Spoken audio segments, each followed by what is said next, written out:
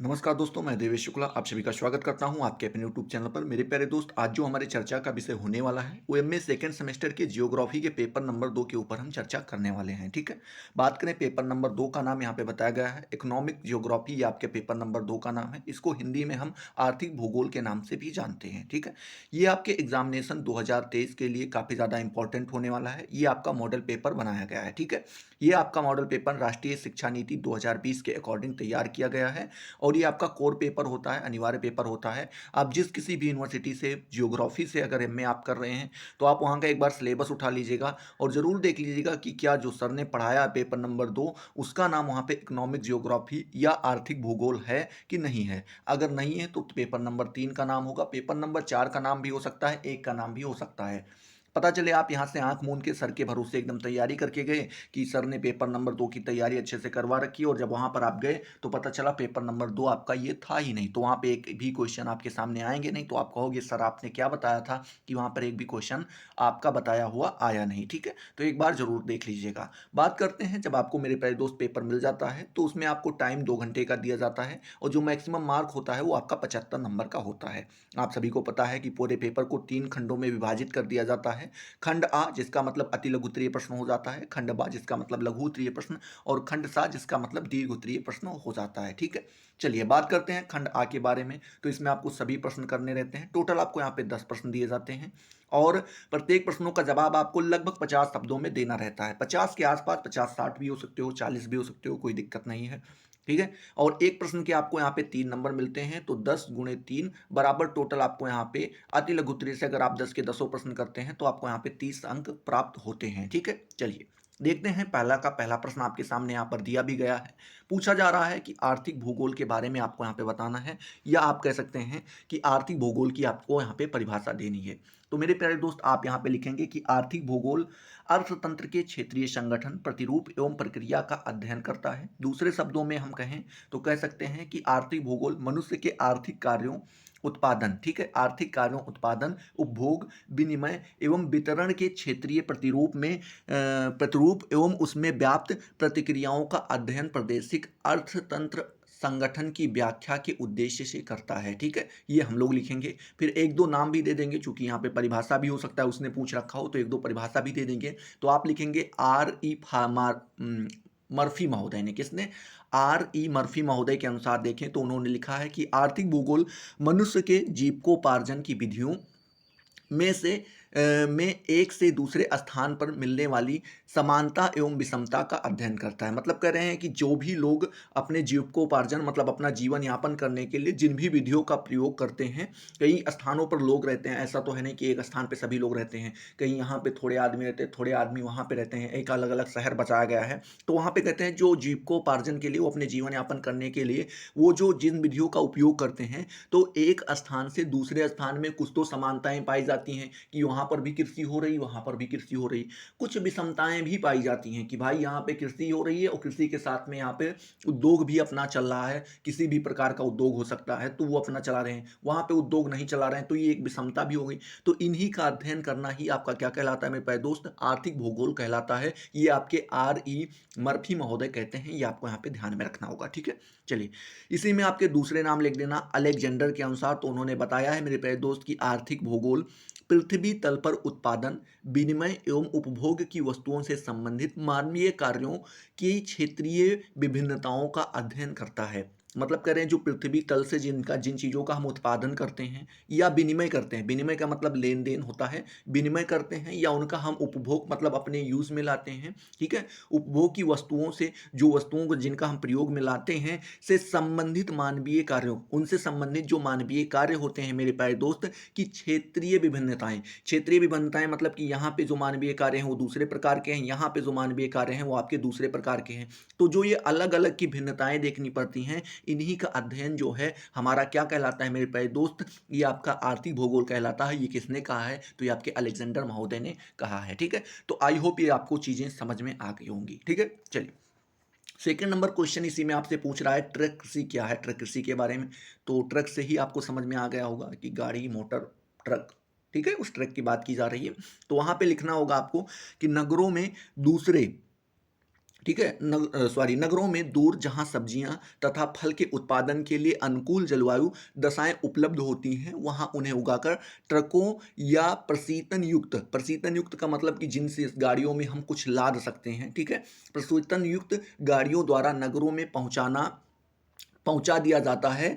ऐसे क्षेत्र में प्रयुक्त जलवायु द्वारा फसलों के जल्दी तैयार होने का लाभ मिलता है, जिससे उत्पादक कृषक को बाजार में उनके उत्पादन का ऊंचा मूल्य मिलता है। ठीक है, ऐसे कृषक वर्ष में केवल एक या दो फसलें ही पैदा करते हैं। ठीक है, मतलब समझ पा रहे हो कि मान लीजिए जैसे ये एक यहाँ पे शहर बसा है, ये क्या है आपका शहर बसा है। ठीक है, अब शहर में उस प्रकार की जलवायु नहीं पाई जाती है, ना वहाँ का वातावरण उस प्रकार का है, ना वहाँ की मिट्टी ऐसी है कि यहाँ पे आप कुछ पैदा कर सकें। ठीक है, और वैसे भी जो शहर होता है वहाँ पे सघनता ज़्यादा होती है, तो वहाँ पे उतने खेत वेत होते नहीं हैं।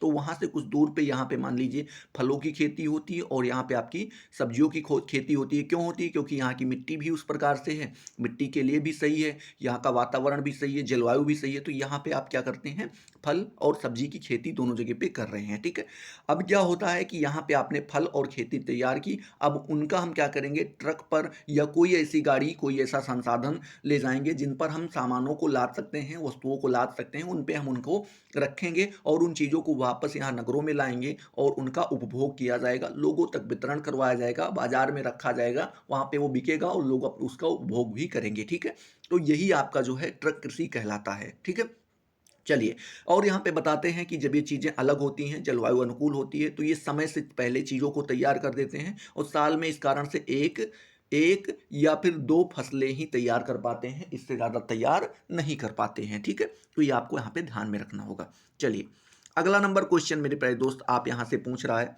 ट्रक कृषि के साथ साथ अगर आप देखना चाहें तो दो तीन चीज़ आप भी और भी ध्यान में रख सकते हैं, जैसे कि शुष्क कृषि, गहन कृषि, ये आपसे पूछा जा सकता है। तो शुष्क कृषि के बारे में आप बता देंगे कि शुष्क भूमि कृषि सिंचाई किए बिना ही कृषि करने की तकनीकी है। मतलब कह रहे हैं कि किसी भी जो जो भी आप जहाँ पे भी खेती कर रहे हैं वहाँ पे आपको सिंचाई नहीं करनी पड़ती है, बगैर सिंचाई के भी आप वहाँ पे उत्पादन कर सकते हैं।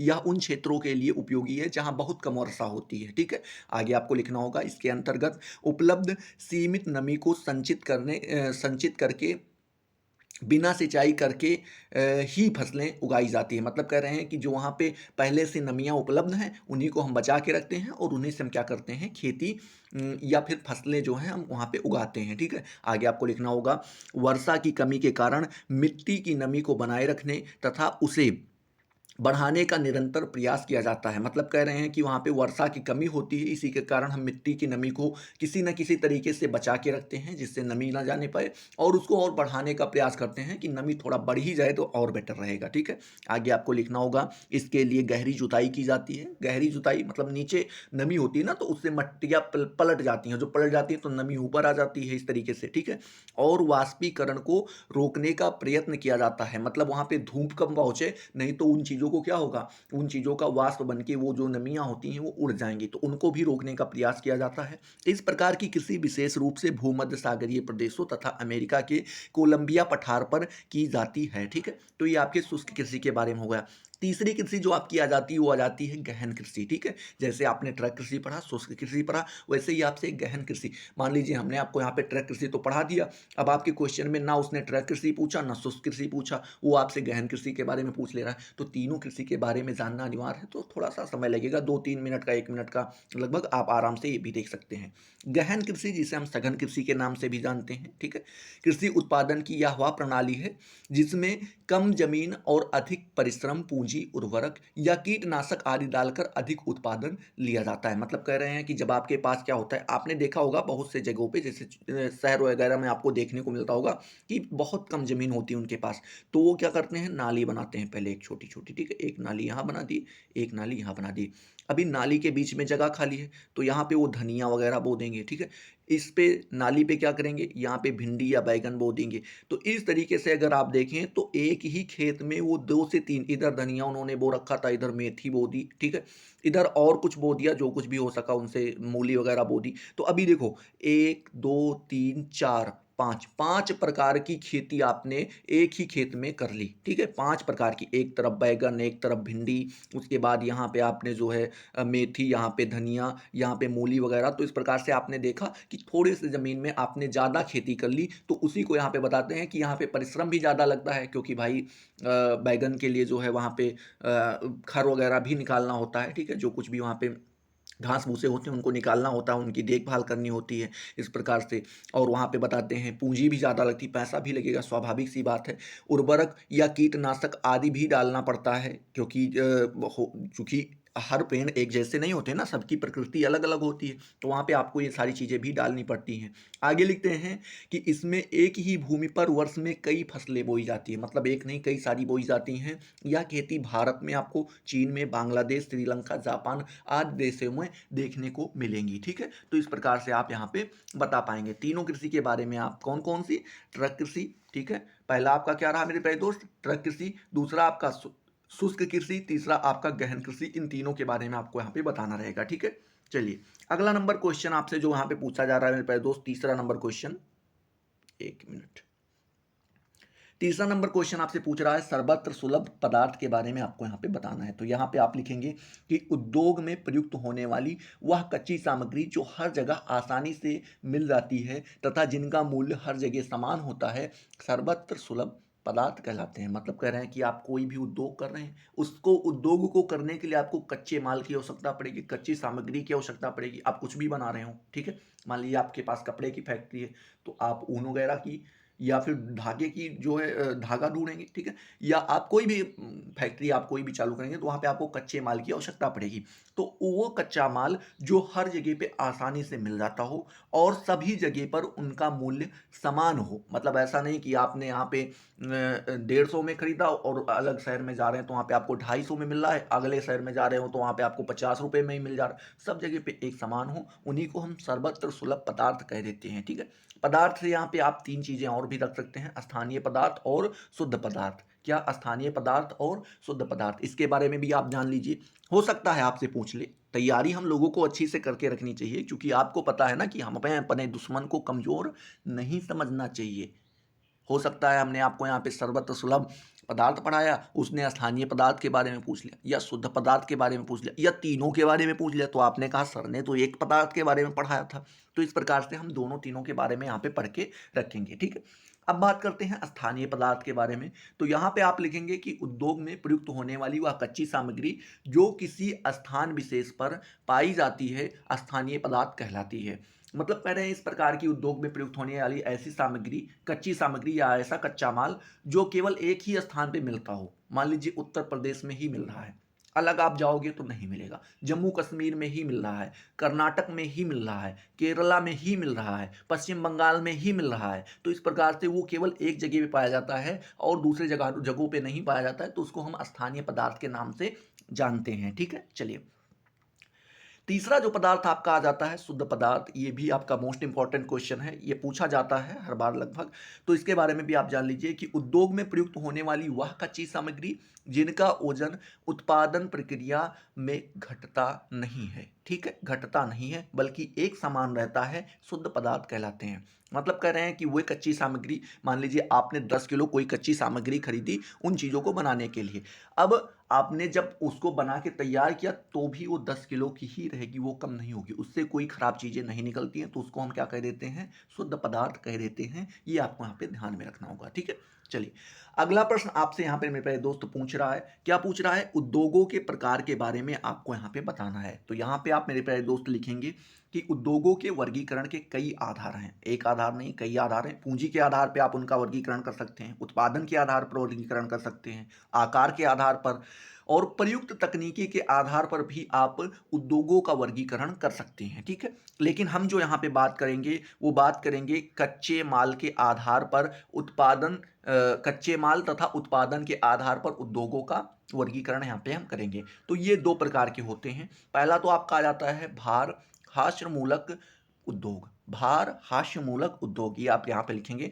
इसमें आपको लिखना होगा कि ऐसे उद्योग जिनमें प्राप्त उत्पादन कच्चे माल के वजन की अपेक्षा बहुत कम होता है, ठीक है? क्या बताते हैं कि ऐसे उद्योग जिनमें प्राप्त उत्पादन कच्चे माल जो हमने वहाँ पे कच्चे माल मंगवाए हैं, उनके माल के वज़न की अपेक्षा बहुत कम होता है। जब उनको तैयार करते हैं तो उनका भार क्या हो जाता है? कम हो जाता है। वो भार हास्यमूलक उद्योग कहलाते हैं, ठीक है? यहाँ पे आप लिखेंगे जैसे लोहा, इस्पात उद्योग, ठीक है? सीमेंट उद्योग, चीनी उद्योग, ये सारी चीज़ें। जैसे आपने गन्ना मंगवाया, टनों-टन गन्ना मंगवा लिया। अभी आपने देखा होगा कि अगर आप गाँव से बिलॉन्ग करते होंगे तो वहाँ पे गुड़ का जो है अब तो धीरे-धीरे करके ये प्रचलन खत्म हो गया, नहीं पहले अक्सर करके। अब चूँकि आप एमए कर रहे हैं तो आपने ये सारी चीज़ें हो सकता है देख रखी हों, तो अगर आपने देख रखा होगा तो आपको याद होगा कि जब क्या होता है कि गन्ने को मंगवाया जाता है, गन्ने की पेराई होती है, फिर उसके बाद उससे जूस निकलता है। उस जूस को हम आग पे रख के गर्म करते हैं, गर्म करते-करते, गर्म करते-करते, गर्म करते-करते अभी आपने रखा कितना था? कम से कम 20 लीटर जूस रखा था। अब उससे भेली कितना, जो गुड़ होता है, हमारे गाँव में यहाँ पे भेली कहते हैं उसको, तो जो गुड़ होता है वो कितना तैयार होता है? 3 से 4 किलो, बस इससे ज़्यादा नहीं तैयार होता।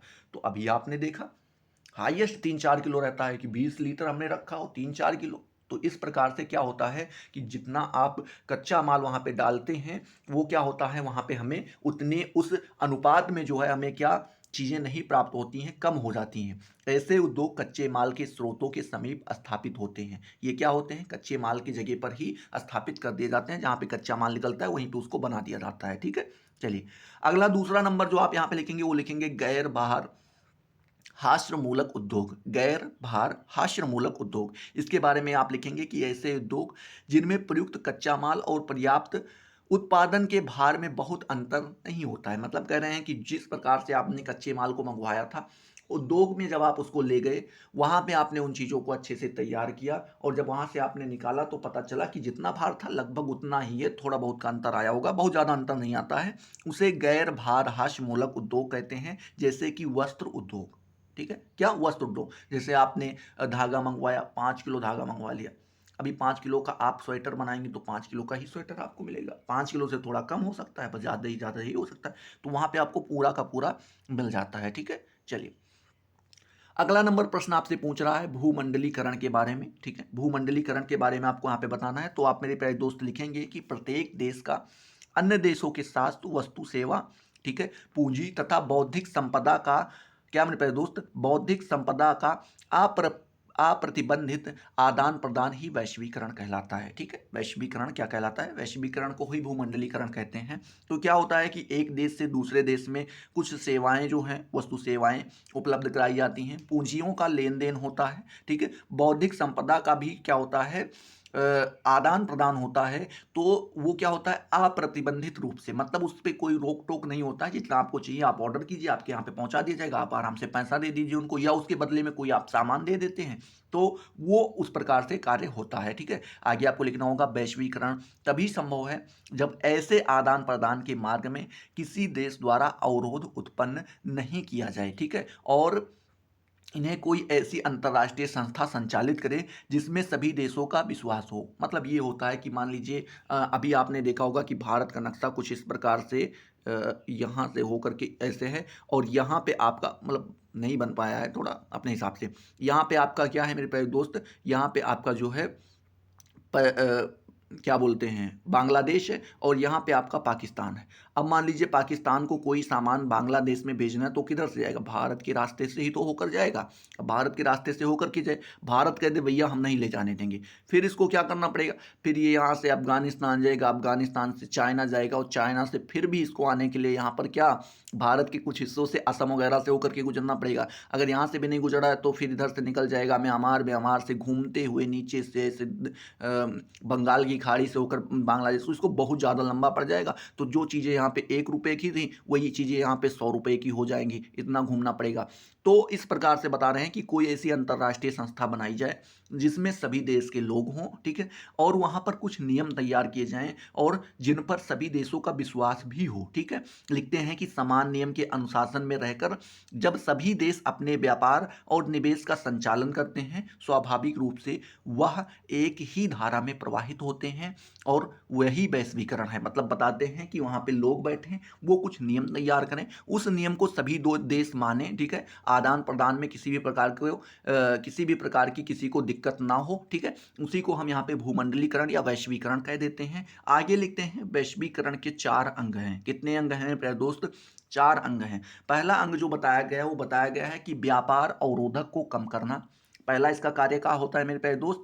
पहला कार्य ये हो जाता है, पहला अंग यही है कि ये पहले व्यापार अवरोधक को, जो व्यापार को रोकते हैं, उनको रोकने का प्रयास करते हैं या उसमें कोई किसी भी प्रकार का कष्ट पैदा करते हैं तो उनको कम किया जाता है, ताकि वस्तुओं का विभिन्न देशों में बेरोक टोक, क्या मेरे प्यारे दोस्त, बेरोक टोक आदान प्रदान हो सके, ठीक है। ये पहला अंग हो जाता है। दूसरा अंग बताते हैं कि ऐसी परिस्थिति कायम करना जिसमें विभिन्न राज्यों में पूंजी का स्वतंत्र रूप से प्रवाह हो सके, ठीक है। तीसरा बताते हैं ऐसा वातावरण कायम करना कि टेक्नोलॉजी का निर्बाध प्रवाह हो सके, मतलब कह रहे हैं कि ऐसा वातावरण बनाना होगा जिससे हम टेक्नोलॉजी का भरपूर उपयोग कर सके, ठीक है।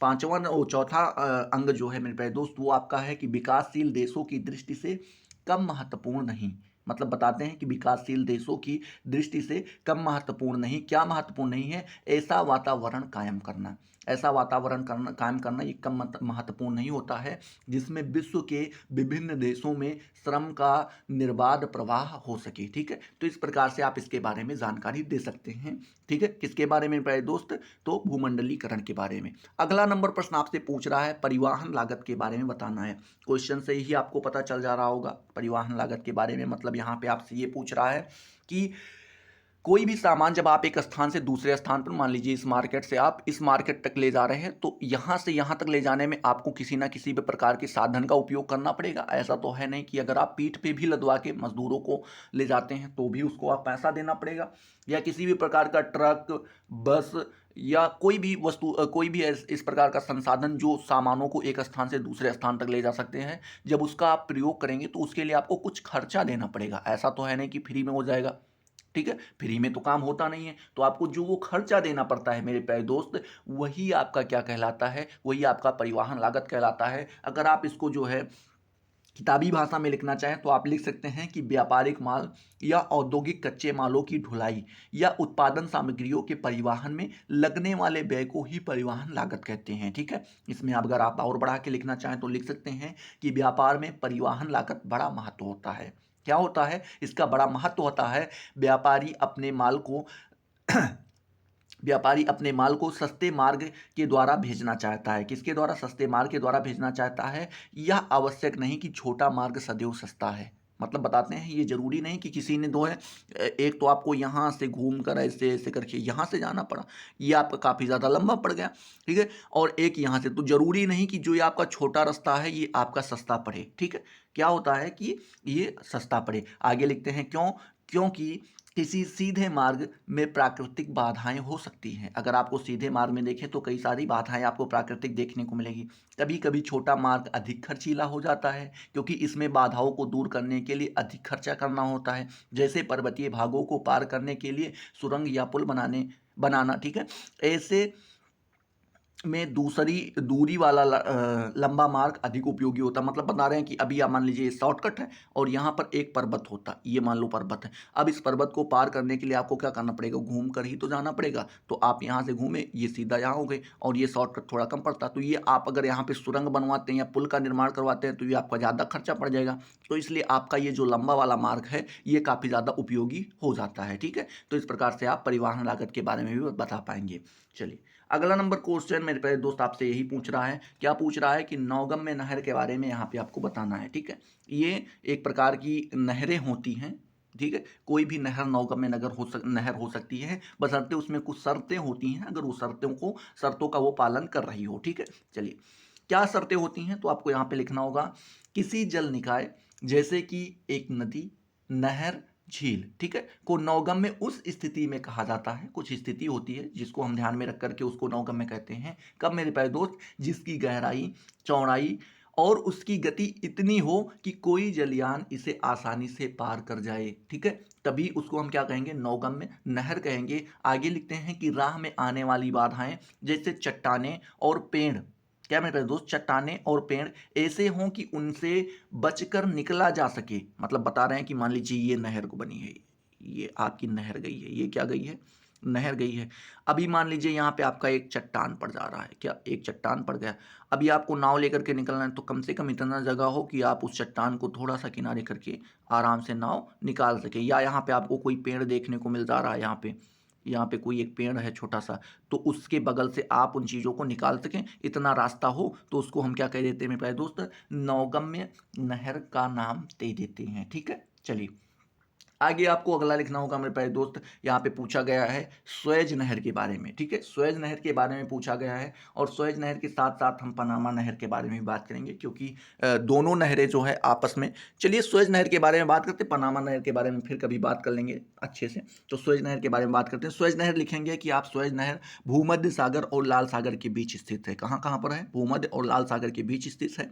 इसकी खुदाई 1859 ईस्वी में अलेक्जेंड्रिया में स्थित फ्रांसीसी दूतावास के इंजीनियर किसने मेरे प्यारे दोस्त, फर्डिनेंट डी लेसेप्स, किसने, फर्डिनेंट डी लेसेप्स के निर्देशन पर प्रारंभ हुई। ठीक है, आगे आपको लिखना होगा नहर का निर्माण कार्य 10 वर्षों में पूरा हो गया। वर्ष 1859 में नहर का उद्घाटन हुआ। स्वेज नहर के द्वारा यूरोपीय देशों और भारत, बांग्लादेश, इंडोनेशिया, ठीक है, तो आदि एशियाई देशों के बीच की दूरी कम हो गई। आगे आपको लिखना होगा स्वेज मार्ग द्वारा लीवरपूल से मुंबई तक की लंबाई जो है लगभग 8000 किलोमीटर। ठीक है, और लीवरपूल से बात करें याकोहामा के बीच की दूरी 5400 किलोमीटर। ठीक है, आगे आप लिख सकते हैं कि लीवरपूल से लेकर के सिडनी के बीच की दूरी 2000 किलोमीटर की कम हो गई है। ठीक है, आगे आप लिखेंगे इससे अंतर्राष्ट्रीय व्यापार को प्रोत्साहन मिला, विशेषकर ग्रेट ब्रिटेन, ठीक है, किससे मेरे प्यारे दोस्त, ग्रेट ब्रिटेन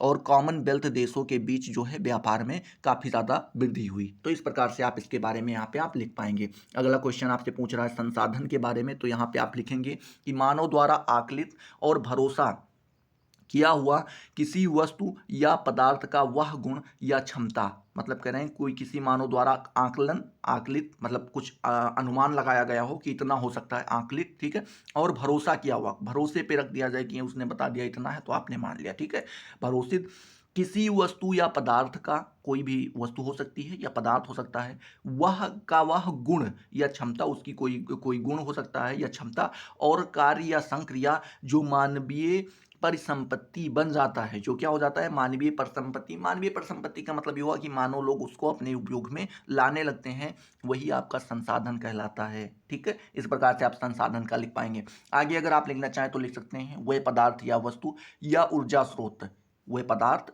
या वस्तु या ऊर्जा स्रोत जिस पर कोई मानव सहायता के लिए या किसी आवश्यकता की पूर्ति के लिए निर्भर करता है, वह संसाधन कहलाते हैं। दूसरे शब्दों में, किन्हीं निश्चित उद्देश्यों की पूर्ति के लिए जो उपाय काम में लाए जाते हैं वह संसाधन होते हैं। मतलब कह रहे हैं कि कोई आपका निश्चित उद्देश्य है, ठीक है, कोई आप कार्य करना चाहते हैं, उस कार्य को पूरा करने के लिए आप किसी भी उपाय को काम में लाते हैं। ठीक है, कोई आप शॉर्टकट तरीका ढूंढते हैं, मान लीजिए आपको खेत की जुताई करनी है तो आप कुदाल से कोड़ सकते थे, लेकिन आपने देखा कि एक ट्रैक्टर था और उस ट्रैक्टर से हम जुताई कर सकते थे, तो आपने उन ट्रैक्टर का उपयोग किया, तो वो एक प्रकार से आपका मानव संसाधन या संसाधन हो गया। ठीक है, आगे आपको लिखना होगा कि इसमें अवसरों के लाभ उठाने की क्षमता और अपने को कठिनाई से बाहर निकाल लेने की क्षमता भी सम्मिलित रहती है। मतलब कह रहे हैं कि इससे आप अवसर देख के, आपने ट्रैक्टर को देखा, आपने उसका तुरंत लाभ उठाया और आपने कठिनाई को कम किया और कठिनाई से आप बाहर आए। अभी आपको कुदाल चलानी पड़ती, 2 दिन लगातार चलाते, पूरे बदन में दर्द होता और आप क्या होते, काफ़ी ज़्यादा बीमार भी हो सकते थे। ठीक है, तो आपने वहाँ पे क्या किया, तो ये आप संसाधन के गुण हो जाते हैं। आगे आपसे अगला प्रश्न पूछ सकता है, भूतापीय ऊर्जा के बारे में पूछ रहा है, तो यहाँ पे मेरे प्यारे दोस्त आप लिखेंगे कि भूतापीय ऊर्जा वह ऊर्जा है जिसे पृथ्वी में संग्रहित ताप से निकाला जाता है। पृथ्वी के अंदर कुछ जो है ताप होते हैं, संग्रहित ताप होते हैं जो उसके अंदर व्याप्त होते हैं, उन्हीं को निकालना ही हमारा भूतापीय ऊर्जा कहलाता है। या भूतापीय ऊर्जा ग्रह के मूल संगठन से खनिज के रेडियोधर्मी क्षय से और सतह पर अवशोषित सौर ऊर्जा से उत्पन्न होती है। ठीक है, आगे आप लिखेंगे भूतापीय ऊर्जा लागत प्रभावी, विश्वसनीय, टिकाऊ, संपोषणीय और पर्यावरण के अनुकूल है। ठीक है, ये क्या है, आपका पर्यावरण के अनुकूल भी है, ये पर्यावरण को किसी भी प्रकार का आपको नुकसान नहीं पहुंचाती, ये टिकाऊ भी है, ज़्यादा दिन तक चलने वाली, विश्वसनीय, आप इसके ऊपर जो है विश्वास भी कर सकते हैं। ठीक है, लेकिन ऐतिहासिक रूप से यह प्लेट विवर्तनिक सीमाओं के निकट के क्षेत्रों तक सीमित रही है। क्या ये बोल रहे हैं इतिहास अगर आप उठाकर देखें तो आपको यही देखने को मिलेगा कि आपकी जो प्लेट विवर्तनी है उन्हीं के सीमाओं के निकट के जो क्षेत्र होते हैं वहीं तक ये सीमित रही, आगे नहीं बढ़ पाई है। हाल के तकनीकी विकासों के व्यवहार्य संसाधनों की सीमाओं और आकार को नाटकीय रूप में विस्तार दिया। क्या नाटकीय रूप से क्या किया है? विस्तार दिया है, विशेष रूप से ग्रह तापन जैसे अनुप्रयोगों के लिए और बड़े पैमाने पर दोहन की संभावनाओं को भी खोला है। ठीक है, तो इस प्रकार से आप इसके बारे में बता पाएंगे भूतापीय ऊर्जा के बारे में। चलिए, अब इसी में मेरे प्यारे दोस्त अगर आपसे अगला प्रश्न पूछे, अगला प्रश्न क्या पूछे, यहाँ पे आपका अतिलिक उत्तरीय प्रश्न समाप्त हो जाता है। जैसे ही मेरे प्यारे दोस्त आपका अतिलिक उत्तरीय प्रश्न समाप्त होता है, आप देख पा रहे होंगे यहीं पे आपका खंड बा मतलब लघु उत्तरीय वाला सेक्शन आपका स्टार्ट हो गया। लघु उत्तरीय वाला सेक्शन आपका क्या हो गया मेरे प्यारे दोस्त? स्टार्ट हो गया। लघु उत्तरीय वाला सेक्शन स्टार्ट हो गया। इसमें आपको केवल चार प्रश्न करने रहते हैं। 7 प्रश्न दिए जाते हैं जिसमें से 4 प्रश्न करने रहते हैं। प्रत्येक प्रश्नों का जवाब आपको 150 शब्दों में देना रहता है और एक प्रश्न को आपको यहाँ पे 6 नंबर मिलते हैं, तो 4 प्रश्न के टोटल 24 नंबर हो जाते हैं। ठीक है, तो इस प्रकार से आप यहाँ पे देख सकते हैं। चलिए, अब हम बात करते हैं प्रश्नों के बारे में। प्रश्नों के बारे में अगर बात करें मेरे प्यारे दोस्त, तो यहाँ पे आप देख पा रहे होंगे दूसरा नंबर प्रश्न आपसे पूछ रहा है, अंतरराष्ट्रीय व्यापार में सुएज एवं पनामा नहर की भूमिका को स्पष्ट कीजिए। अभी आपने सुएज नहर के बारे में पढ़ा था, पनामा नहर के बारे में और पढ़ लेंगे और इनकी भूमिका क्या रही है। ठीक है, किसमें मेरे प्यारे दोस्त? अंतरराष्ट्रीय व्यापार में, उसको हमें यहाँ पे बताना रहेगा। तो यहाँ पे आप पहले हेडिंग डालेंगे सुएज नहर के बारे में, अभी आपने पढ़ा भी है, फिर से आप पढ़ लेते हैं। लिखा गया है कि सुएज नहर मार्ग का बृहत व्यापारिक महत्व है। ठीक है, क्या है? सुएज नहर मार्ग का क्या है? बृहत व्यापारिक महत्व है। व्यापार की दृष्टि से देखें तो इसका जो है हमें काफ़ी ज़्यादा महत्व देखने को मिलता है। इसका निर्माण कब हुआ था? तो निर्माण के बारे में अभी हम लोगों ने पीछे पढ़ रखा है। ठीक है, अगर देखना चाहें, आप सुनना चाहें तो फिर से मैं बता दे रहा हूँ, फिर से आप एक बार सुन लीजिएगा कि सुएज नहर भूमध्य और लाल सागर के बीच स्थित है। इसकी खुदाई 1859 में अलेक्जेंड्रिया में स्थित फ्रांसीसी दूतावास के एक इंजीनियर फर्डिनेंड डी लेप्सेस के निर्देशन पर आरंभ हुई थी। नहर का निर्माण कार्य 10 वर्षों में पूरा हो गया और 1869 में नहर का उद्घाटन हो गया। ठीक है, आगे आप लिखेंगे इस नहर की लंबाई 162 किलोमीटर है, चौड़ाई की बात करें तो ये आपका 60 मीटर है और गहराई की बात करें तो ये 10 मीटर गहरी है। ठीक है, आगे आप लिखेंगे 1856 में मिस्र सरकार ने इस नहर का राष्ट्रीयकरण कर लिया था। कब कर लिया था? 1956 में हुआ था। ये आपको डेट आपको याद रखनी होगी, ये क्वेश्चन पूछा भी जा सकता है। ठीक है, आगे आप लिखेंगे कि 1967 में संयुक्त राष्ट्र संघ ने इस राष्ट्रीयकरण को सहमति दे दी। क्या हुआ कि 1967 में संयुक्त राष्ट्र संघ ने इस राष्ट्रीयकरण को क्या कर दी? सहमति दे दी। आगे आपको लिखना होगा सुएज नहर में भूमध्य सागरीय तट पर पोर्ट सईद बंदरगाह है। क्या है? पोर्ट सईद बंदरगाह है। उसके दक्षिण में यह नहर मेझाला झील को पार करती हुई अलंग अलकंतारा, क्या मेरे प्यारे दोस्त? अलकंतारा, उसके बाद अल फिरदान और इस्लामिया नहरी पोताश्रयों तक आने के बाद उसके दक्षिण में स्थित झीलों जिसमें ग्रेट बिटर झील है। ठीक है, और बिटर झील को पार करती है। ठीक है, यहाँ पे आप लिखेंगे। आगे मेरे प्यारे दोस्त आप लिखेंगे कि नहर के दक्षिण सिरे पर जहाँ यह लाल सागर से मिलती है, पश्चिम में बात करें तो सुएज पोर्ट और पूरब में बात करें तो ये पोर्ट तौफीक है। ठीक है, आगे आप लिखेंगे क्योंकि यह नहर चौरस मरुस्थल को पार करती है। क्या करती है? एक चौरस मरुस्थल पड़ता है, उसको पार करती हुई निकलती है। इसमें किसी प्रकार के लॉक्स की आवश्यकता नहीं है, किसी भी प्रकार का लॉक्स नहीं लगाया था। लॉक्स आप जानते हैं ना, कि मान लीजिए ये नहर आपकी तैयार की गई, ये इस प्रकार से कुछ आपकी नहर तैयार की गई। ठीक है, अब नहर के कुछ हिस्से ऊंचे हो सकते हैं, कुछ हिस्से नीचे, तो यहाँ पे लॉक्स लगाए जाते हैं। मान लीजिए यहाँ पे एक लॉक्स लगा दिया गया, यहाँ पर एक लॉक्स लगा दिया गया। अभी यहाँ पर आगे आपको पानी नहीं भेजना है इस क्षेत्र में, तो आप यहाँ पे लॉक्स को बंद कर देंगे। लॉक्स को बंद कर देंगे तो पानी यहाँ पे रुक जाएगा, इधर ही पानी रुका रहेगा, भरता रहेगा, रुका रहेगा। ठीक है, अगर आपने इस लॉक्स को खोल रखा, इस लॉक्स को बंद कर दिया, तो इधर ही पानी यहाँ तक पानी आएगा और आगे पानी नहीं जा पाएगा। तो इस प्रकार से बताते हैं कि इसमें किसी भी प्रकार के लॉक्स की आवश्यकता नहीं है। आगे आपको लिखना होगा बिटर झीलों में जहाज रात्रि के समय लंगर लगाकर ठहर सकते हैं। मतलब इतनी जगह है बिटर झील में, बताते हैं कि वहाँ पर जो है क्या होता है कि रात्रि के समय पे जो जहाजें होती हैं वो अपना लंगर लगा सकती हैं एक लाइन से और आराम से रुक भी सकती हैं। उसके बाद नहर का अंतिम भाग लगभग 50 किलोमीटर तक बिल्कुल सीधा है। क्या है? 50 किलोमीटर तक जो अंतिम हिस्सा है वो एकदम बिल्कुल सीधा गया है। ठीक है। बात करते हैं इस्लामिया पर। एक मीठे पानी की नहर सुएज में आकर मिलती है। इस्लामिया क्षेत्र जो है वहाँ पर क्या होता है कि एक मीठे पानी की नहर जो है वो आकर के क्या होती है उस नदी में, किस नहर में, सुएज नहर में आकर के मिल जाती है। ठीक है। बात करते हैं सुएज नहर का महत्व क्या है। ये भी अपने निर्माण तो देख लिया, अब इसके महत्व के बारे में देखें तो यहाँ पे आप लिखेंगे सुएज नहर के द्वारा यूरोपीय देशों और भारत, बांग्लादेश, इंडोनेशिया आदि एशियाई देशों के बीच की दूरी कम हो गई है। ठीक है। कितना कम हुई तो यहाँ पे आप लिखेंगे सुएज मार्ग के द्वारा लिवरपूल से मुंबई के बीच की दूरी 8000 किलोमीटर, लिवरपूल से योकोहामा के बीच की दूरी 5400 किलोमीटर, लिवरपूल से सिडनी के बीच की दूरी 2000 किलोमीटर की कम हो गई है। इससे अंतर्राष्ट्रीय व्यापार को प्रोत्साहन मिला, विशेषकर ग्रेट ब्रिटेन और कॉमनवेल्थ देशों के बीच जो है व्यापार में वृद्धि भी हुई। ठीक है। अब अगली हेडिंग आप डालेंगे सुएज के द्वारा व्यापार। सुएज के द्वारा हम व्यापार किस प्रकार से करते हैं तो यहाँ पे आप लिखेंगे कि यूरोपीय देशों में जाने वाले व्यापारिक माल में फारस की खाड़ी के देशों से पेट्रोलियम के उत्पादन पर उत्पादित पदार्थ, कहाँ से? फारस की खाड़ी में फारस की खाड़ी के जो आसपास के दो देश हैं मेरे प्यारे दोस्त, वहाँ पे पेट्रोलियम का उत्पादन ज़्यादा होता है। तो वहाँ से जो उत्पादित पदार्थ होते हैं, पेट्रोलियम उत्पादित होते हैं, वो भारत में तथा अन्य देशों में भेजा जाता है। ठीक है।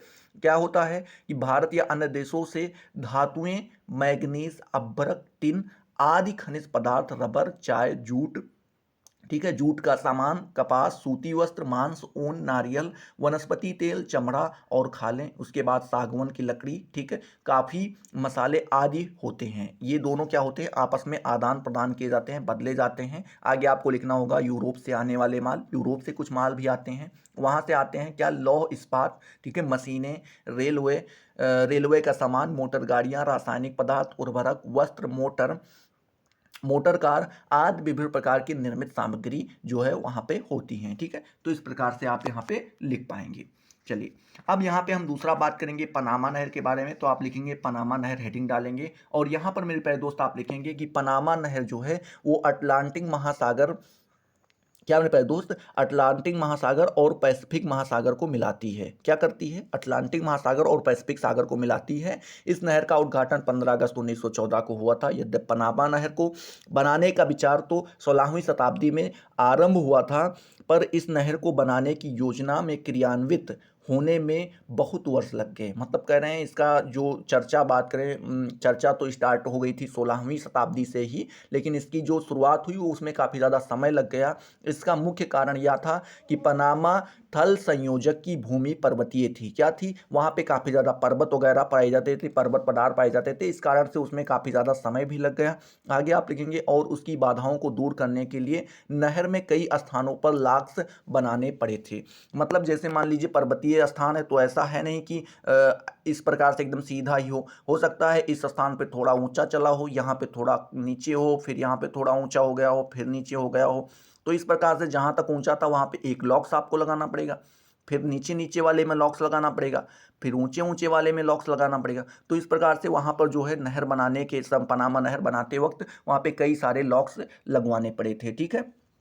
क्या हुए थे? लॉक्स लगवाने पड़े थे। आगे आपको यहाँ पे बताना पड़ेगा मेरे प्यारे दोस्त कि पनामा नहर की जो लंबाई है मेरे प्यारे दोस्त वो 82 किलोमीटर की है। उसके चौड़ाई की बात करें तो वो 16 किलोमीटर की है और गहराई की बात करें तो मात्र 12 मीटर है। ठीक है। लगभग 12 मीटर आप कह सकते हैं। आगे आप लिखेंगे नहर का जो सबसे ऊंचा भाग है वो समुद्र तल से 26 मीटर ऊंचा है। समुद्र तल आप समझते हैं ना, पानी के नीचे का जो हिस्सा होता है समुद्र में जो जहाँ पे ज़मीन आ जाती है, तो उस ज़मीन से लेकर के और जो नहर का सबसे ऊंचा हिस्सा है वहाँ तक बात करें जहाँ पर पानी रहता है तो वहाँ तक आप 26 मीटर की ऊंचाई है। ठीक है। आगे आप लिखेंगे इसमें 3 स्थानों पर लॉक्स बनाए गए हैं। ठीक है। कितने स्थान पर? 3 स्थान पे। पहला स्थान अगर आप बात करें तो यहाँ पे आप कह सकते हैं गातून लॉक्स, ये गातून लॉक्स कहाँ पर लगाया गया है? अटलांटिक सिरे पर लगाया गया है। दूसरा आपका पेड्रो लॉक्स, ये मध्य में बीच में लगा दिया गया है। और तीसरा आपका जो आ जाता है मेरे प्यारे दोस्त, वो आपका आ जाता है फ्लोर्स मिरा फ्लोर्स लॉक्स, ये आपका पैसिफिक सिरे पर लगाया गया है। 3 लॉक्स लगाए गए हैं, एक इस किनारे, एक उस किनारे, एक बीच में लगाया गया है। ठीक है, आगे आप लिखेंगे इन लॉक्स के द्वारा जहाज पर्वतीय भूमि पार कर लेते हैं। क्या होते हैं? जहाज जो हैं पर्वतीय भूमि पार कर लेते हैं। नहर को पार करने में एक जहाज को 7 से 8 घंटे लगता है। कितने लगते हैं? 7 से 8 घंटे लगते हैं। यह प्रतिदिन लगभग 50 जहाज़ों को रास्ता पार कराती है। लगभग 50 रास्ते जो जहाज़ें जो हैं एक दिन में उस रास्ते से क्रॉस करती हैं। आगे आप लिखेंगे इस नहर पर संयुक्त राज्य अमेरिका का नियंत्रण है। नियंत्रण की बात करें तो किसका है? संयुक्त राज्य अमेरिका, यूएसए का उस पर नियंत्रण है। अब बात करते हैं पनामा नहर का महत्व क्या है। जैसे पिछले वाले में हमने जो है पढ़ा था सुएज नहर के बारे में, तो यहाँ पे आप लिखेंगे कि पनामा नहर के बनने से पूर्व यूरोपीय देशों के जहाज तथा उत्तरी अमेरिका के जहाज जो पैसिफिक को जाना चाहते थे, उनको दक्षिणी अमेरिका के दक्षिण, क्या मैं पहले दोस्त, जो दक्षिणी अमेरिका है उसके दक्षिण में कप हार्न का चक्कर लगा कर जाना होता था। क्या होता था? कप हार्न का चक्कर लगा के घूम के काफ़ी ज़्यादा जाना पड़ता था। ठीक है, जाना होता था। अब ये न्यूयॉर्क से सैन फ्रांसिस्को, जो भी देश का नाम है, प्रोनाउंसिएशन में थोड़ा दिक्कत है तो आप समझ लीजिए, न्यूयॉर्क से सैन फ्रांसिस्को की बीच की दूरी जो है मेरे प्यारे दोस्त 13,000 किलोमीटर की दूरी। ठीक है, आगे बात करें किसके बारे में, तो न्यू आर्लियंस से लेकर के सैन फ्रांसिस्को बीच की दूरी जो है 9100 किलोमीटर। ठीक है, बात करें न्यूयॉर्क से बालपरेजो के बीच की दूरी जो है मेरे प्यारे दोस्त 6000 किलोमीटर। और न्यूयॉर्क से ऑस्ट्रेलिया के किसी भी पोर्ट में अगर आपको जाना है तो लगभग 6400 किलोमीटर, मतलब समझ रहे हो 6400 किलोमीटर की दूरी की कमी हो गई है। इतना आप यहाँ पे बचत हो रही है हम लोगों की। ठीक है, हम लोगों की और उन लोगों की बचत हो रही है। आगे आप लिखेंगे पनामा मार्ग, केप हार्न और मेगलेन, क्या? कैप हॉर्न और मेगलन जल संयोजी मार्गों की अपेक्षा बहुत अधिक सुरक्षित हैं, क्योंकि इस मार्ग में वैसे तूफान और हिमशैल नहीं आते हैं। ठीक है, तो ये आपने यहाँ पे महत्व भी देख लिया। अब बात करते हैं पनामा नहर द्वारा व्यापार कैसे होता है। तो यहाँ पर मेरे प्यारे दोस्त आप लिखेंगे कि पनामा नहर के बनने के कारण संयुक्त राज्य अमेरिका के पूर्वी भाग और पश्चिमी भाग में, ठीक है, संयुक्त राज्य अमेरिका के पूर्वी और दक्षिणी अमेरिका के पश्चिमी तट में, ठीक है, संयुक्त राज्य अमेरिका के पूर्वी भाग और एशियाई देश कौन कौन से, जैसे चीन, जापान, फिलीपींस, वियतनाम आदि में। ठीक है, उसके बाद आप लिखेंगे संयुक्त राज्य अमेरिका के पूर्वी भाग और किससे मेरे प्यारे दोस्त, ऑस्ट्रेलिया, न्यूजीलैंड में। ठीक है, आगे आप लिखेंगे पश्चिमी यूरोपीय देशों और पश्चिमी संयुक्त राज्य अमेरिका में तथा दक्षिणी अमेरिका के पश्चिमी तट में व्यापार को प्रोत्साहन मिला काफ़ी ज़्यादा। ठीक है, आगे आप लिखेंगे दक्षिणी अमेरिका के पश्चिमी तट को भी पनामा से बहुत प्रोत्साहन मिला। आगे आप लिखेंगे कोलंबिया में पेट्रोलियम और कॉफ़ी, क्या मेरे प्यारे दोस्त, कोलंबिया में पेट्रोलियम और कॉफ़ी। उसके बाद आप लिखेंगे बोल्बिया के खनिज उत्पादन। ठीक है, उसके बाद चिली का तांबा, जस्ता, चिली का तांबा और जस्ता, टिन भी। और बात करें पेरू के बारे में तो पेरू से नाइट्रेट्स का परिवहन पनामा मार्ग के से होता है। ठीक है, किससे किससे होता है, तो कोलंबिया से हम पेट्रोलियम और कॉफ़ी का। ठीक है, बात करते हैं बोलीविया से, तो वहाँ से खनिज उत्पादन और खनिज उत्पादन, और चिली से बात करें तो तांबा, जस्ता, टिन, और पेरू से बात करें तो वहाँ से नाइट्रेट्स का परिवहन इस मार्ग के द्वारा किया जाता है। ठीक है, तो इस प्रकार से आप यहाँ पे लिख पाएंगे। चलिए अगला नंबर क्वेश्चन यहाँ पर मेरे प्यारे दोस्त आपसे पूछ रहा है, तीसरा नंबर की आर्थिक क्रियाओं का वर्गीकरण आपको यहाँ पे करना है। ठीक है, तो यहाँ पे आप इसका जवाब कुछ इस प्रकार से देंगे कि संसार के विभिन्न प्रदेशों में निवास करने वाले मानव वर्ग अपने प्रदेश के वातावरण के अनुसार ही अपने जीवन निर्वाह या अपने जीविकोपार्जन के लिए अनेक प्रकार के उद्यम करते हैं। मतलब कह रहे हैं कि संसार के अलग अलग स्थानों पर अलग अलग लोग रहते हैं और वहाँ की कुछ नियम होते हैं, कुछ कानून होते हैं, कुछ वातावरण होता है कि मान लीजिए जैसे आपने देखा होगा कि गांव का कोई एक आदमी अगर दुकान खोल लेता है तो गांव के देखा जो है 3-4 आदमी दुकान खोल लेते हैं। कोई एक आदमी ट्रैक्टर ले आता है तो 3-4 आदमी ट्रैक्टर ले आते हैं। तो कुछ इस प्रकार से वातावरण का जो प्रभाव पड़ता है, तो इस प्रकार से हर जगह पर लोग लोग अलग अलग तरीके से कमाने का प्रयास कर रहे हैं, अपने जीवन को यापन करने का प्रयास कर रहे हैं, ठीक है।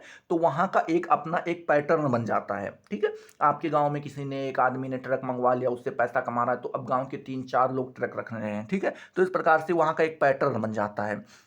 वही लिखते हैं, जैसे कि कुछ लोग तो वन में जंगली जंतुओं का अखेट करते हैं। अखेट का मतलब मेरे प्यारे दोस्त शिकार होता है। तो कहते हैं कुछ लोग क्या करते हैं, अपने जीवन यापन के लिए जो वन के जंगली जंतु होते हैं उनका शिकार करते हैं। कुछ लोग वनों में कंद मूल फल एकत्र करते हैं मेरे प्यारे दोस्त, ठीक है, करते हैं, उससे अपना पेट पालते हैं। कुछ लोग क्या करते हैं, पशुओं को चराकर उनसे दूध दही भोजन, ठीक है, ऊन के वस्त्र और खाल या ऊन से तंबुओं के मकान बना करके अपना जीवन यापन करते हैं, ठीक है। आगे आप लिखेंगे कुछ लोग कृषि से अपना जीवन यापन करते हैं। कुछ लोग खानों और कारखानों में काम करते हैं।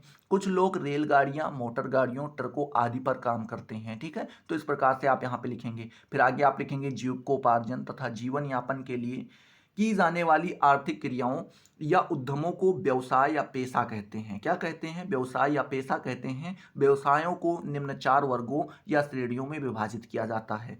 पहला जो आता है वो आपका प्राथमिक व्यवसाय आ जाता है, दूसरा द्वितीय श्रेणी व्यवसाय आ जाता है, तीसरा आपका तृतीय श्रेणी व्यवसाय आ जाता है, चौथा आपका चतुर्थ श्रेणी व्यवसाय आ जाता है। बात करते हैं प्राथमिक श्रेणी व्यवसाय में आपके कौन कौन से आते हैं। तो इसमें मेरे प्यारे दोस्त वन सामग्री को एकत्र करते हैं, भोजन और वन सामग्री को एकत्र करते हैं। आखेट मतलब शिकार करते हैं मेरे प्यारे दोस्त, ठीक है, आखेट करते हैं। उसके बाद आदिम ढंग से मछुआ कर्म मतलब मछलियों को मारते हैं, लेकिन पुराने ढंग से मारते हैं, ठीक है। वन कटवाते हैं, ठीक है। पशुचारण करवाते हैं मतलब पशुओं को चराते हैं, उनसे दूध दही, इनसे सारी चीज़ों का। आदिम प्रकार की कृषि करते हैं मतलब पुराने तरीके से वो कृषि भी करते हैं। आदिम ढंग का खनन और इस वर्ग में आते हैं, मतलब पुराने तरीके से ये खनन भी करते हैं। तो ये आपके प्राथमिक श्रेणी के व्यवसाय में आ जाते हैं। बात करें द्वितीय श्रेणी के व्यवसाय में, तो इस वर्ग में जो है निर्माण उद्योग, ठीक है, निर्माण उद्योग। उसके बाद विकसित खनन उद्योग मतलब खनन आपने पीछे देखा था वो पुराना था, आदम वाला था, अभी थोड़ा विकसित वाला आ गया, ठीक है। विशेषीकृत कृषि पिछले वाले में भी हो रही थी, लेकिन यहाँ पे कुछ विशेष तरीके से कृषि की जाती है। विशेषीकृत पशु उद्योग, कुछ अलग प्रकार का पशु उद्योग किया जाता है। तथा विकसित मछुए कर्म सम्मिलित हैं।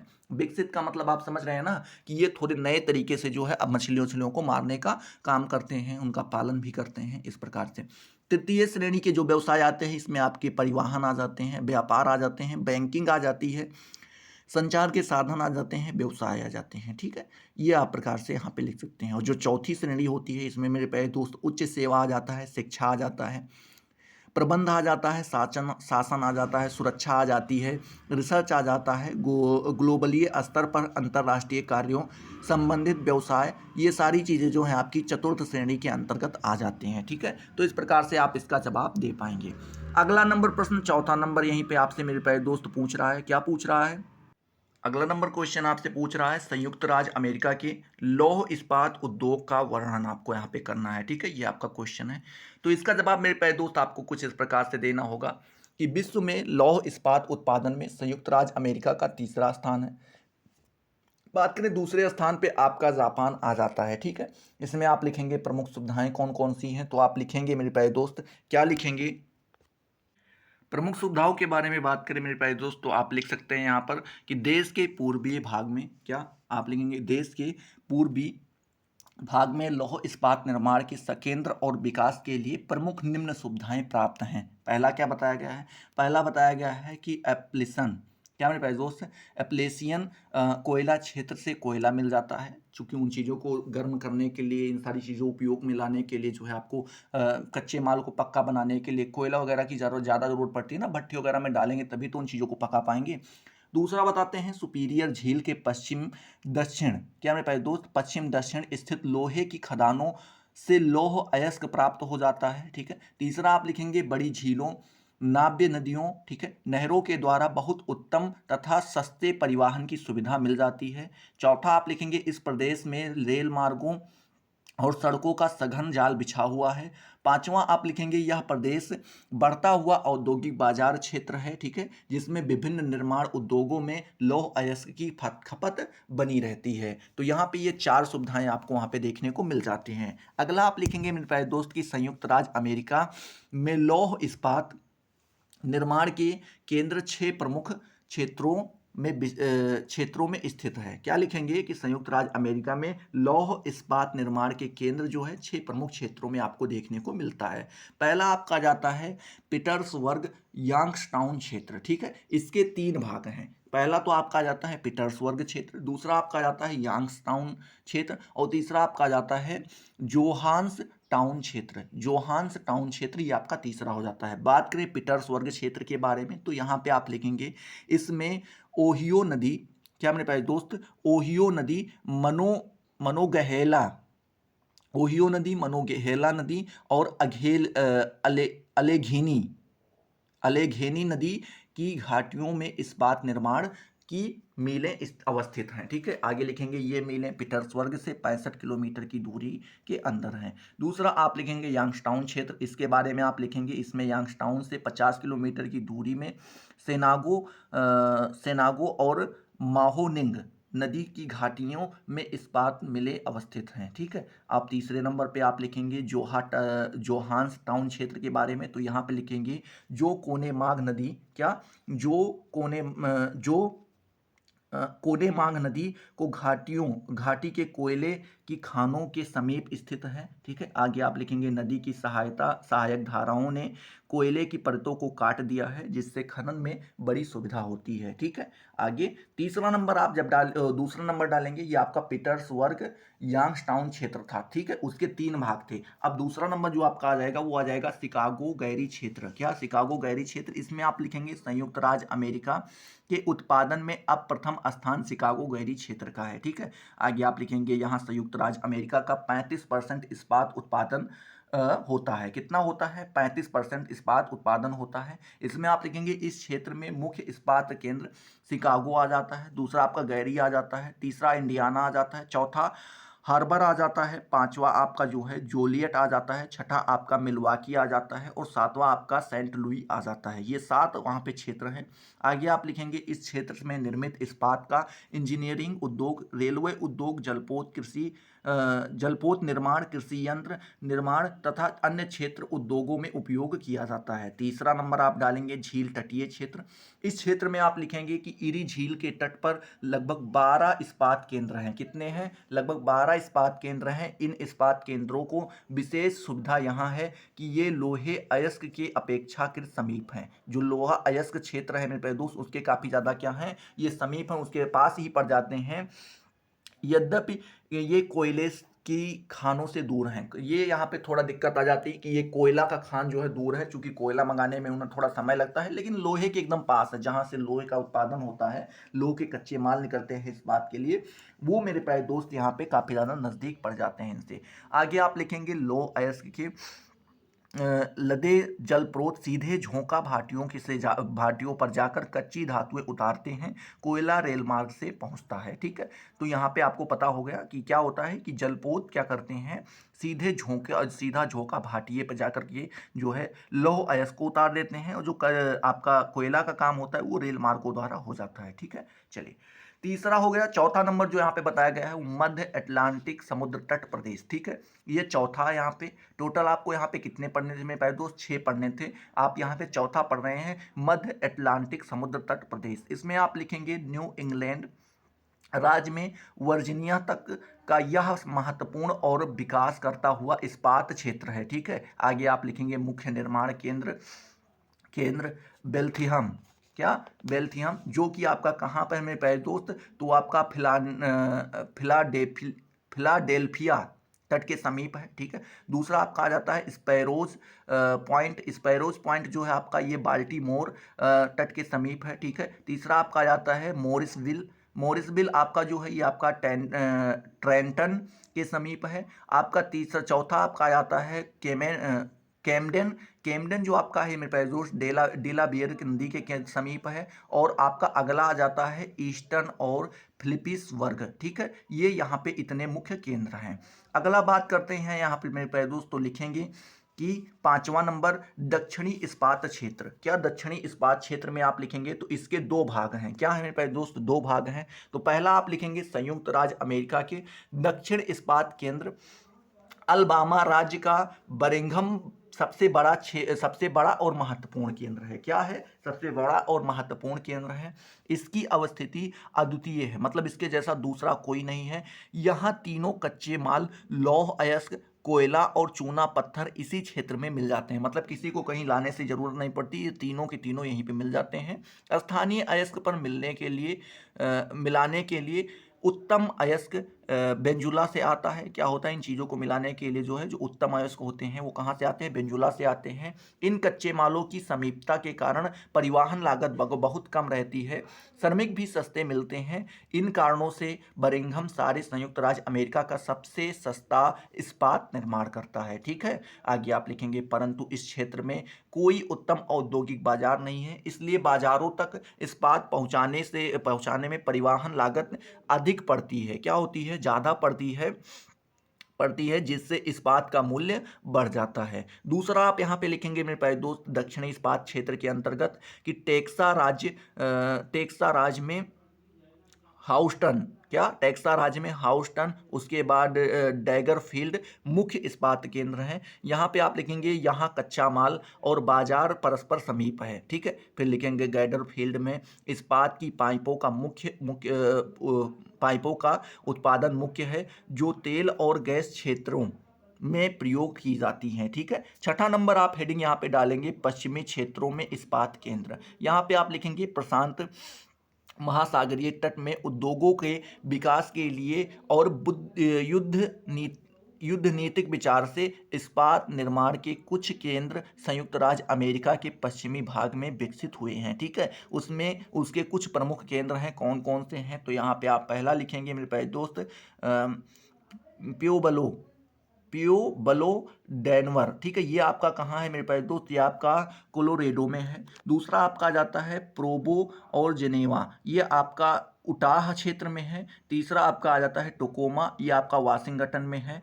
चौथा आपका आ जाता है सैन फ्रांसिस्को, लॉस एंजिला और फोंटाना, ठीक है। ये आपका कैलिफोर्निया में है। तो इस प्रकार से आप यहाँ पे लिख पाएंगे। तो आई होप ये आपका तीसरा चौथा नंबर क्वेश्चन भी यहाँ पे जो है क्लियर हो गया होगा, ठीक है। चलिए बात करते हैं 5वें नंबर के बारे में। तो 5वां नंबर प्रश्न आपसे मेरे प्यारे दोस्त पूछ रहा है कि भारतीय अर्थव्यवस्था पर हरित क्रांति के प्रभावों, क्या मेरे प्यारे दोस्त, भारतीय अर्थव्यवस्था पर जो हरित क्रांति की प्रभाव रहा है, प्रभावों को स्पष्ट आपको यहाँ पे करना है, ठीक है। ये आपका क्वेश्चन है।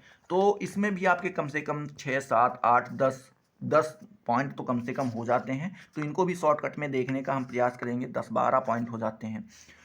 तो इसका जवाब आपको कुछ इस प्रकार से लेना होगा मेरे प्यारे दोस्त, लिखना होगा। क्या लिखना होगा कि तीसरी योजना विधि से सरकार ने कृषि क्षेत्र में पैदा होने वाली गंभीर संकट का तकनीकी हल खोजने का प्रयास किया। इस प्रयास के परिणाम स्वरूप कृषि क्षेत्र के उत्पादन में आश्चर्यजनक रूप से तीव्र वृद्धि हुई, जिसे प्रायः हरित क्रांति के नाम से पुकारा जाता है। वस्तुतः हरित क्रांति से आशय देशों में 1966 के बाद कृषि उत्पादन में हुई भारी वृद्धि से है, जो अल्प अवधि में अधिक उपज देने वाली उन्नत किस्म की बीजों एवं रासायनिक उर्वरकों की नई कृषि तकनीकी के फलस्वरूप हुई। आगे आप लिखेंगे भारत में नई कृषि युक्ति के अनुसार कृषि क्षेत्र में उत्पादकता बढ़ाने के लिए पहला संगठित प्रयास 1960 से 61 में गहन कृषि जिला कार्यक्रम के लिए चुने गए 7 जिलों के लिए पायलट परियोजना के रूप में किया गया, ठीक है। आगे आप लिखेंगे इस कार्यक्रम की सफलता से उत्साहित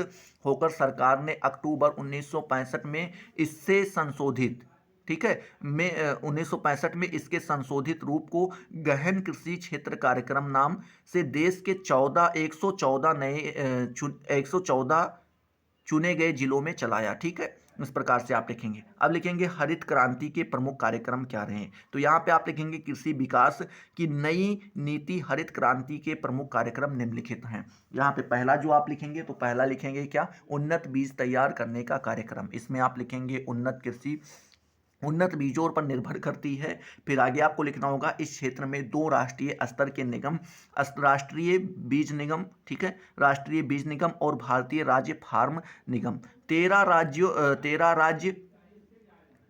13 राज्य बीमा निगम, ठीक है, और क्षेत्र के लगभग 1000 प्रमुख बीज कंपनियां कार्य कर रही हैं। गुणवत्ता नियंत्रण और प्रमाणन के लिए 21 राज्य और बीज प्रमाणन एजेंसी तथा 101 राज्य बीज परीक्षण प्रयोगशालाएं हैं, ठीक है। आगे आप लिखेंगे देश में बीज उत्पादन में बढ़ोतरी के बाद किसानों के लिए गुणवत्ता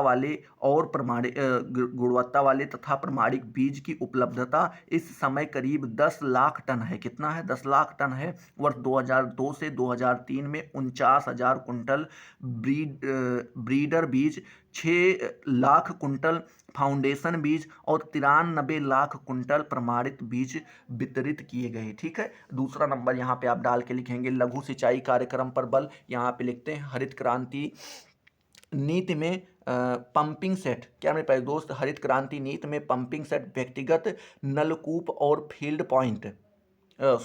पॉइंट एवं राज्य नलकूपों का पर्याप्त विस्तार किया गया। लघु सिंचाई कार्यक्रम के फलस्वरूप वर्ष 1968 से 1974 में 190 लाख हेक्टेयर पर सिंचाई की गई, ठीक है, जो बढ़कर वर्ष 1973 से 74 में 235 लाख हेक्टेयर भूमि पर तथा वर्ष 2000 से 2001 के बीच 511.9 लाख हेक्टेयर भूमि पर फैल गई, ठीक है। तीसरा नंबर आप हेडिंग डालेंगे, इसमें आप लिखेंगे अधिक उपज देने वाली किस्मों का कार्यक्रम। इसमें आप लिखेंगे यह कार्यक्रम सिंचाई की पर्याप्त सुविधाओं एवं उपयुक्त वर्षा वाले क्षेत्रों में सन 1966 की खरीफ की 5 फसलों गेहूं, धान, बाजरा, मक्का तथा ज्वार आदि पर लागू किया गया। इसमें सबसे अधिक सफल गेहूं के उत्पाद सफलता जो है कहाँ पे, गेहूं के उत्पादन में मिली। अधिक उपज देने वाली किस्मों की खेती वर्ष 1975 से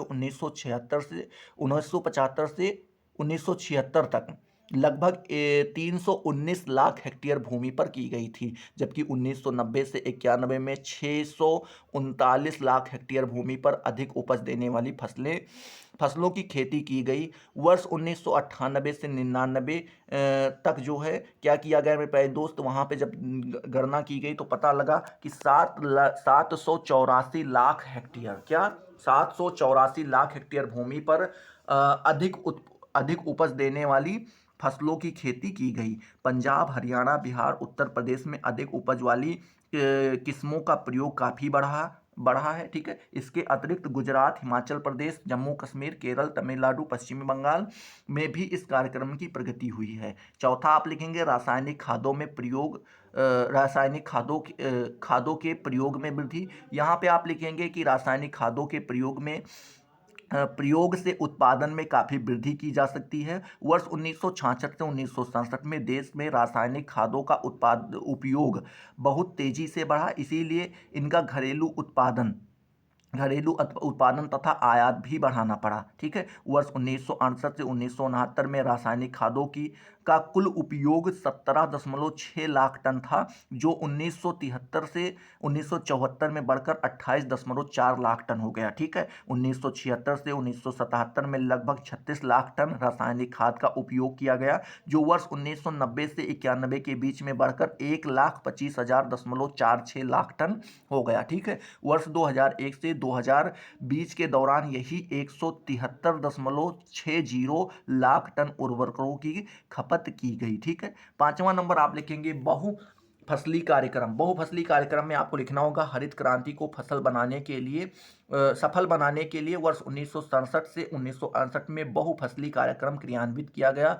चौथी योजना विधि में यह कार्यक्रम 90 लाख हेक्टेयर भूमि पर क्रियान्वित किया गया था और पांचवी योजना में 1.10 करोड़ हेक्टेयर भूमि को इस कार्यक्रम के अंतर्गत लेने का लक्ष्य था। ठीक है, आगे आप लिखेंगे वर्ष 1989 से 90 तक 638.4 लाख हेक्टेयर क्षेत्र बहुफसली कार्यक्रम के अंतर्गत आ चुका था। वर्ष 1995 से 96 में 150 लाख हेक्टेयर, क्या मेरे प्यारे दोस्त, 150 लाख हेक्टेयर का अनुमान था। छठवां नंबर हेडिंग आप डाल के लिखेंगे सघन कृषि जिला क्षेत्र कार्यक्रम। इसमें आप लिखेंगे यह कार्यक्रम वर्ष 1961 में परीक्षण की दृष्टि से 7 चुने हुए उन जिलों में प्रारंभ किया गया था जहां भूमि तथा सिंचाई की सुविधाएं पर्याप्त मात्रा में उपलब्ध थीं। वर्ष 1990 से 91 इस कार्यक्रम में और जिले सम्मिलित कर दिए गए, कई सारे जिले सम्मिलित किए गए। इस कार्यक्रम के फलस्वरूप भूमि की उर्वरकता में बहुत सुधार हुआ। ठीक है, आगे आपको लिखना होगा तथा उन्नत बीजों एवं रासायनिक खादों में प्रयोग तथा पौधों के संरक्षण द्वारा उत्पादन में उल्लेखनीय वृद्धि हुई। ठीक है, तो इस प्रकार से आप इसका जवाब दे पाएंगे। 6 पॉइंट बहुत हैं, क्योंकि लघु उत्तरीय प्रश्न है तो हमें ज़्यादा लिखने की जरूरत नहीं है। 150 शब्द लिखना था, हमने कम से कम 400-500 शब्द ये जो है दीर्घ उत्तरीय वाला काम यहाँ पे कर दिया। छठा नंबर प्रश्न मेरे प्यारे दोस्त यहीं पे आपसे पूछ रहा है, अगर आप यहाँ पे देख पा रहे होंगे तो पूछ रहा है कि भूमध्य सागरीय कृषि प्रदेश का वर्णन करना है आपको। जो भूमध्य सागरीय कृषि प्रदेश है मेरे प्यारे दोस्त, उसके बारे में आपको यहाँ पे बताना है। ठीक है, तो इसके बारे में मेरे प्यारे दोस्त आपको कुछ इस प्रकार से लिखना होगा। ठीक है, क्या लिखना होगा, तो इसका जवाब आपको कुछ इस प्रकार से देना होगा कि भूमध्य सागरीय कृषि प्रदेश उत्तरी गोलार्ध में 30 डिग्री से लेकर के 45 डिग्री अक्षांशों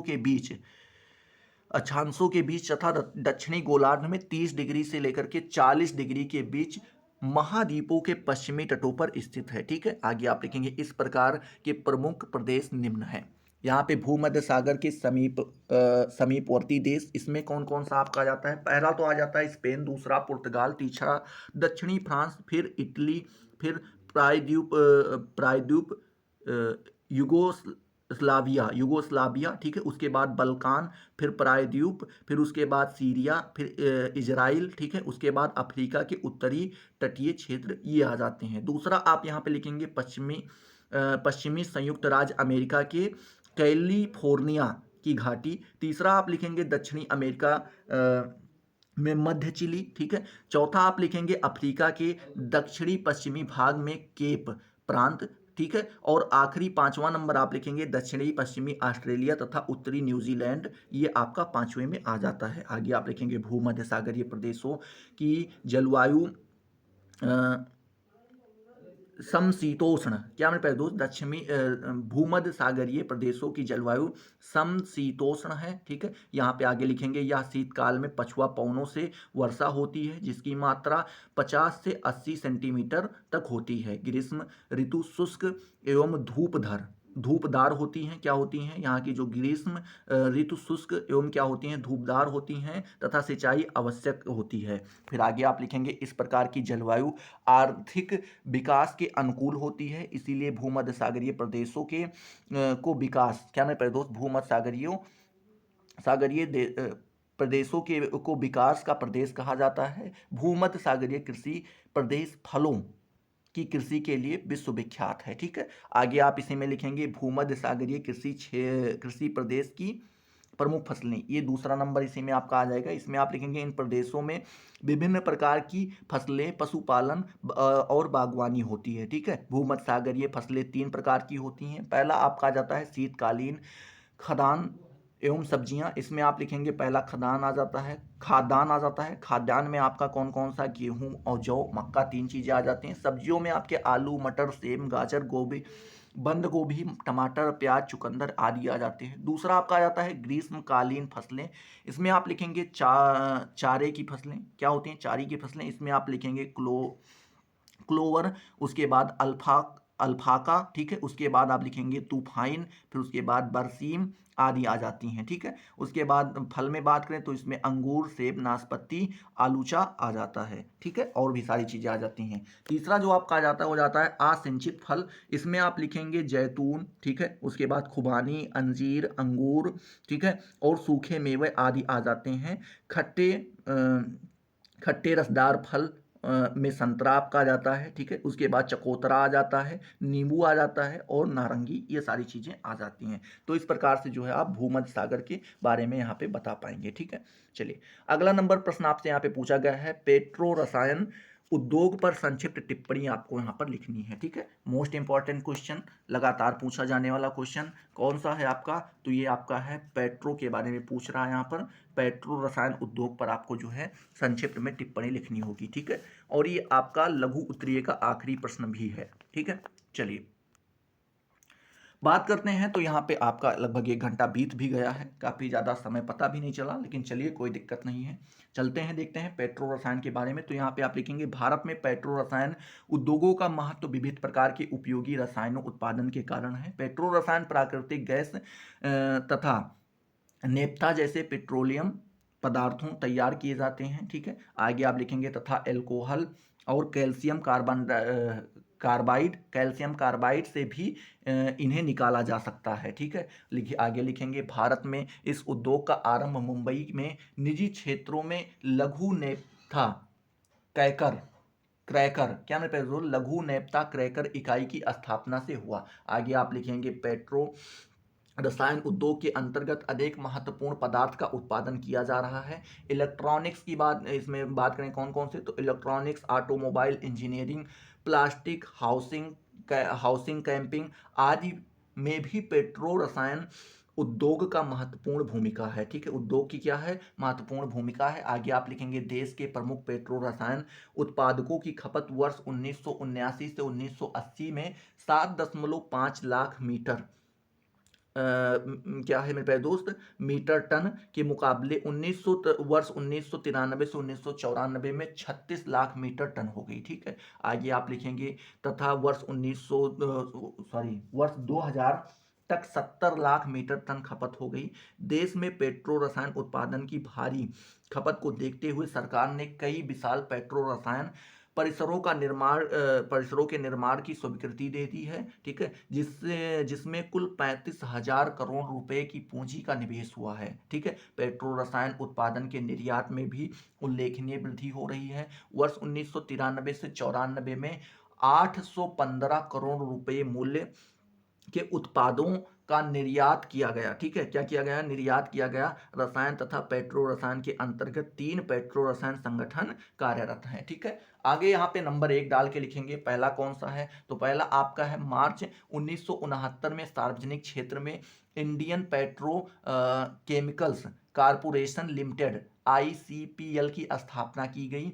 यह संगठन पॉलीमर, ठीक है। उसके बाद कृत्रिम कार्बनिक रसायन, प्लास्टिक रेसे, ठीक है। उसके बाद प्लास्टिक रेसे तथा मध्यवर्ती पदार्थों का उत्पादन तथा वितरण करता है, ठीक है। ICPL की स्थापना की गई। यह संगठन पॉलीमर वही हुआ, ठीक है। आगे आप मेरे प्यारे दोस्त यहाँ पे लिखेंगे, क्या लिखेंगे, दूसरा नंबर डाल के, कि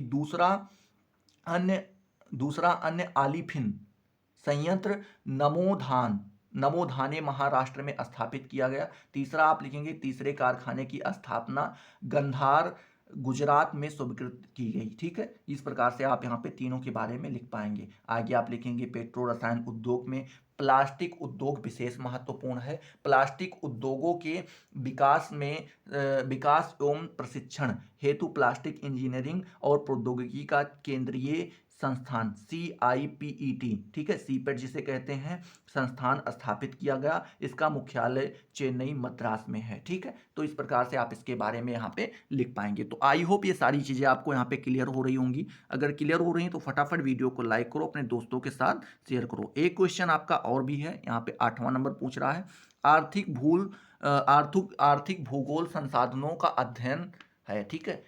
इसके बारे में आपको यहाँ पे व्याख्या करनी है। क्वेश्चन क्या है आपका, है मेरे भाई दोस्त, तो ये आपसे यहाँ पे पूछ रहा है कि आर्थिक भूगोल जो है ये संसाधनों का अध्ययन है। ये एक कोटेशन दिया गया है और इसके बारे में आपको यहाँ पे व्याख्या करके लिखना है, ठीक है।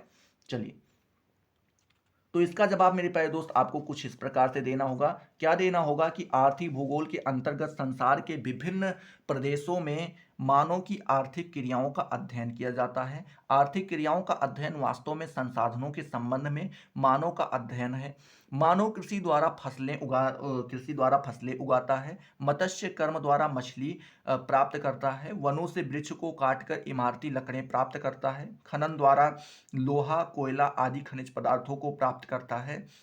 और निर्माण क्रिया द्वारा अनेकों उपयोगी वस्तुओं को उपयोग वस्तुओं का को उत्पादित करता है। इस प्रकार विभिन्न प्रकार की आर्थिक क्रियाओं से इन सभी प्रकार के संसाधनों की प्राप्ति होती है। परिवहन एवं व्यापार द्वारा इन संसाधनों को ऐसे स्थानों पर पहुंचाया जाता है जहां इनकी आवश्यकता होती है। अतः सभी प्रकार की आर्थिक क्रियाओं का उद्देश्य संसाधनों का विकास करना एवं उनका उपयोग करना होता है। इस प्रकार जब आर्थिक क्रियाओं का अध्ययन करते हैं तो मानव और उसके संसाधनों का अध्ययन होता है। दूसरे शब्दों में लिखें तो यहाँ पे आप कह सकते हैं कि आर्थिक क्रियाएं मानव की केवल संसाधनों का निर्माण करने वाली एवं संसाधन उपयोग करने वाली क्रियाएं होती हैं। फिर आगे आप लिखेंगे परंतु ये क्रियाएं संसार के विभिन्न भागों में एक समान रूप से पाई जाती हैं। इनमें जहां बहुत सी भिन्नताएं होती हैं वहीं कुछ समानताएं भी मिलती हैं। ठीक है, फिर आगे आप लिखेंगे संसाधन विकास मुख्य रूप से ये प्रकृति मुख्य रूप से प्रकृति, ठीक है, मानव और संस्कृति के संयोग पर निर्भर करता है। परंतु ये मौलिक तत्वों और इनके संयोग अलग अलग प्रदेशों में भिन्न भिन्न होते हैं। इसीलिए विभिन्न प्रदेशों और देशों के बीच संसाधन विकास एवं उपयोग की क्रियाओं जैसे कि कृषि, निर्माण, खनन, मत्स्य कर्म, उसके बाद लकड़ी काटना और परिवहन एवं व्यापार में प्रतिरूप क्या मैं दोस्त व्यापार के प्रतिरूप में भिन्नताएं पाई जाती हैं। इस प्रकार आधुनिक आर्थिक भूगोल के अंतर्गत प्रकृति मानवीय एवं सांस्कृतिक संसाधनों की संसार के विभिन्न प्रदेशों में उपलब्धता का, ठीक है, इनके प्रादेशिक संयोग के प्रतिरूप का एवं इन संयोगों के परिणामी प्रभावों जो संसाधन निर्माण एवं उपयोग की क्रियाओं के रूप में होते हैं का अध्ययन सम्मिलित रहता है। ठीक है, तो इस प्रकार से जो है आप इसका जवाब दे पाएंगे। तो ये आप यहाँ पे जैसे ही मेरे प्यारे दोस्त आप सभी को पता है कि यहाँ पे लघु उत्तरीय समाप्त होता है, वहीं से आपका खंडसा मतलब दीर्घ उत्तरीय वाला सेक्शन स्टार्ट हो जाता है। इसमें आपको केवल 2 प्रश्न करने रहते हैं, दिए कुल 4 प्रश्न दिए जाते हैं। ठीक है, बात करते हैं प्रत्येक प्रश्न का जवाब आपको 450 शब्दों में देना रहता है। एक प्रश्न के आपको 10.5 नंबर मिलते हैं, तो 2 प्रश्न के आपको यहाँ पे 21 नंबर मिल जाते हैं। बात करें प्रश्न के बारे में तो 9वां नंबर प्रश्न यहाँ पे आपसे पूछ रहा है कि वान थ्यूनन, क्या मेरे प्यारे दोस्त, वान थ्यूनन के कृषि स्थानीयकरण सिद्धांत की आपको यहाँ पे व्याख्या करनी है। दूसरा पूछा गया है वैश्वीकरण से आप क्या समझते हैं और भारतीय अर्थव्यवस्था पर इसके प्रभावों की आपको क्या करनी है, विवेचना करनी है। तो तीसरे नंबर की बात करें यहाँ पे 11 नंबर क्वेश्चन के बारे में, तो यहाँ पे आप कह सकते हैं लॉस के औद्योगिकीकरण सिद्धांत की आपको यहाँ पे विवेचना करनी है कि लॉस ने जो है औद्योगिकीकरण के सिद्धांत क्या दिया है उसके बारे में यहाँ पे आपको बताना है। 12 नंबर क्वेश्चन पूछ रहा है संसाधन को परिभाषित करते हुए इसकी संकल्पना की व्याख्या कीजिए। ये आपका 12 नंबर क्वेश्चन है। अगर इनको भी बताएंगे तो काफ़ी ज़्यादा समय हो जाएगा, वीडियो लंबा हो जाएगा और काफ़ी देर से पढ़ा भी रहे हैं तो मुँह वगैरह सूख भी रहा है, तो कोई दिक्कत नहीं है। आप लोगों से विदा लेना चाहेंगे। वीडियो पसंद आया तो वीडियो को लाइक कर दो, फटाफट अपने दोस्तों के साथ शेयर करो। अभी तक अगर आपने चैनल को सब्सक्राइब नहीं किया तो सब्सक्राइब करके बेल वाले आइकन को जरूर प्रेस कर दो, जिससे आपको सारी नोटिफिकेशन मिलती रहें और आप उनसे लगातार लाभान्वित होते रहें। तो चलिए अगले वीडियो में मिलते हैं नए जोश नए टॉपिक के साथ। तब तक के लिए जय हिंद, जय भारत।